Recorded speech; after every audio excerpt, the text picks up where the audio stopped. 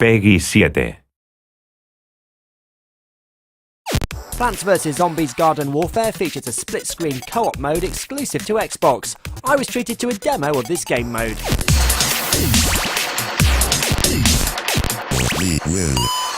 Brian, split-screen co-op is exclusive to Xbox One, and we've got Justin and Gary from the team demoing the game behind us here. Can you just explain what's going on? Absolutely. So they're about to plant their garden, and once that garden is planted, the mode is going to begin. So the point of the co-op mode in Garden Warfare is to pick a garden and defend it against endless waves of zombies.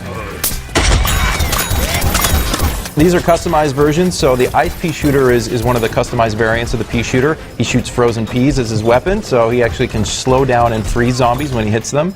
And then the cactus is a fire cactus, and that actually does a little bit more damage than the regular cactus because it does fire damage over time whenever he hits a zombie. What other types of zombies are you going to fight in this mode? So there's going to be a lot of different boss-type zombies that show up later in later waves. We have this feature called Zomboss Slots, which is actually a slot machine that spins and actually chooses the boss characters that are going to appear every, say, 4 to 5 waves. So that's a tombstone. That's actually, it's like a spawner for zombies, so that'll appear somewhere in the map and they'll have to take that out. The middle one's a new type of gargantuar that we've created for Garden Warfare called a Giga Gargantuar. And the last one, they actually got a little bit of a coin bonus, so they got some extra money, so it actually rolled in their favor this time around. There's Gary in the drone again, shooting down at the Giga Gargantuar. He's a little bit different. He has the electric pole like a regular Gargantuar, but it actually shoots electrical pulses, and it's really powerful and dangerous. So Justin and Gary are playing with the cactus and the pea shooter, but what's your favourite combo?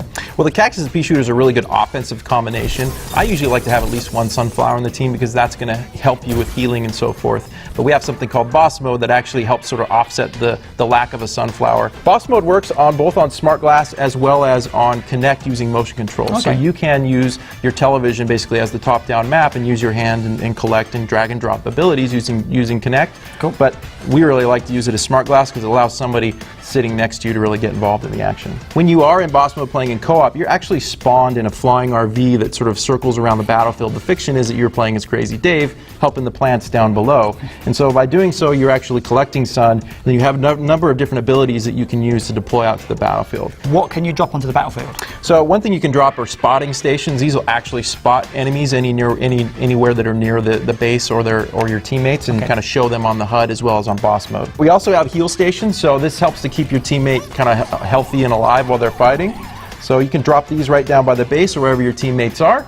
The one that my favorite is actually to call in airstrikes. And so it's a big cherry bomb strike. You can drag and drop that out into the battlefield, and if you got a cluster of enemies down below, they'll get taken out by big exploding cherry bombs. And then another one that's really handy is the resurrection. So players, if one of your teammates goes down, can be revived within, say, you have about 15 to 20 seconds to get to them and get them back up. But if you have a teammate that can't get to them, if you have boss mode, the boss can actually drop a resurrection station right next to them and get them right back up and fighting. So this mode ends when both players bite the bullet? Yep, so if both players go down and neither of them can be revived, either by the boss or anyone else, the timer runs out and you actually lose the mode. The other way you can lose the mode is if your garden is destroyed. So remember, the real goal of this is to defend your garden for as long as possible and keep alive while you do it.